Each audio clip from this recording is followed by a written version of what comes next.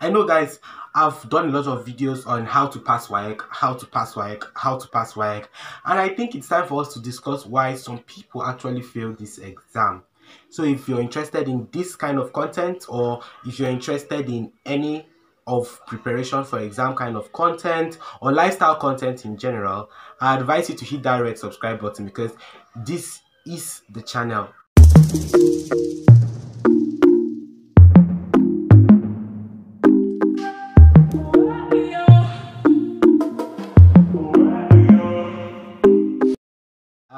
Guys, when it comes to, pardon, I'm looking down, I have some of the points on my phone. So the first one, I think that the main general cause of people failing exams, failing WAEC in general, because WAEC is another form of exam, overall cause of failure is just poor preparation. Because there's a saying that say, if you don't plan to win, if you don't plan to be successful, you're inadvertently planning to fail, basically. For the first one, I'm going to go with wrong study methods. When it comes to studying for different subjects, there are different methods for different subjects, and sometimes we don't even know how to study in general. We think studying a book is like studying a literature, which are two totally different things. There's passive studying and there's active studying.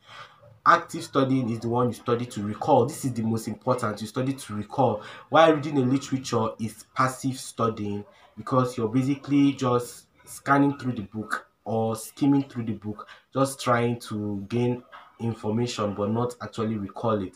So you should learn active study methods, and if you want me to discuss active study method, leave a comment down below. I'm certainly going to discuss about it. Use of misguided opinions. Some people believe, okay, that some subjects are just hard. You are basing off your judgment based on people's shortcomings. Yes, it was hard for them. It doesn't mean it's going to be hard for you. Like in English, that time they say in English it is impossible to even get A. And I think we kind of stuck our ideology in that kind of mindset, and that limited us to what we could do. So I advise you to disregard all these misguided opinions about, okay, we can't pass this subject are just too hard. No subject is too hard if you're willing to put in the work. If you're enjoying some of these points, I advise you to hit that subscribe button and hit the notification bell so that you can get new videos from me anytime I upload. Late preparation or none at all. Some of us, we wait till it's that time before we start preparing, which is totally wrong. Sometimes we don't even prepare at all for exams, which is to me stupid, because you're just going to fail. We pile up our work up until the moment before the exam, which is wrong. I'll advise you to break it down so that you don't get overwhelmed, because at that point in time you're stressed and you are overwhelmed. You can't even try that kind of method in the university or a higher institution, because you are bound to fail if you pile up your work. So I advise you to break it down. This is the method I used in secondary school. I started studying, like I said in one of my previous videos, I started studying right from SS1, and I broke it down into bits. I revised past questions for every topic that I studied, and I went through most of my notes prior to the, I broke it. I started reading but before the exam, I started reading months before. I knew I was going to be taking this exam, so I devised the whole timetable plan. I devised the whole plan on what I want to complete before the exam.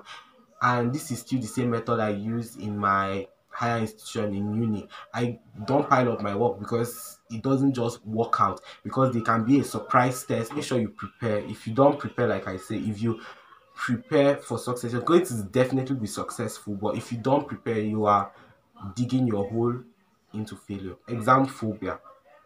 Some of us, whenever we hear exam as a whole, we get scared, we get jittery, we get, I don't know. Some people, they know what to do, they have read, but they are still scared of the exam, which I don't understand. I relate exam phobia to maybe not being prepared, because if you're not prepared at all, you're definitely going to be scared.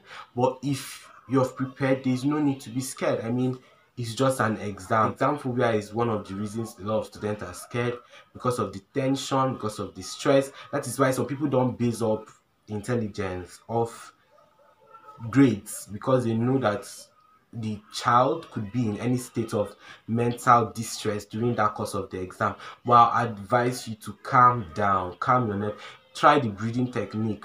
Anytime I try breathing techniques and it helps me a lot. Like when I have CBT exams, or when I had CBT exam, that was for my jamb, I was feeling stressed. Why I was stressed was because I didn't have all the materials needed for that exam, and the JAM officials were refusing to give me some materials like the pencil and paper. So I had to go into breathing technique. I like taking deep breaths. I took in deep breaths for like about 3 times, and I calmed myself down, and I told myself, okay, this is what I got and I have to make use of it. So try breathing technique, try calming down yourself, try looking for means in which you can remain calm.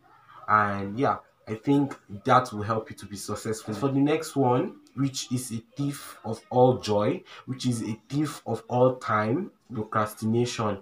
Some people, they procrastinate. I am guilty. Sometimes I procrastinate a lot. I'm very bad at sometimes, and this used to be my fault, but I started planning, I started making to-do lists, because I know myself. Sometimes I'll keep pushing things and pushing it until it's that time. I believe that if you can do something, do it early. Don't wait till like the last minute.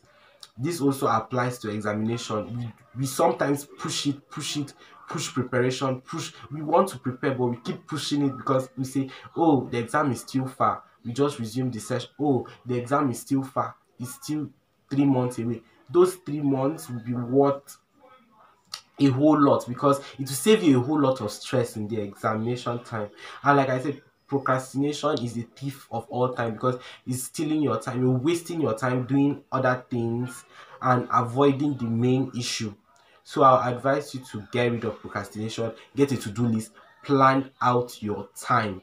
To work is better than none at all. So even if it's little of studying up until that exam, you've covered a whole lot for yourself. And during the exam time, it's just going to be purely revision, like how it's supposed to be. So guys, like I said, if you're looking for quicker ways of passing exams without studying, this is the wrong channel for you, because I don't know how that is possible. You just have to study, put in the work, and keep grinding. So guys, don't forget to hit that subscribe button, hit the notification bell, and stay tuned. Stay tuned with this channel, because I'm going to be uploading more videos. And until next time guys, bye.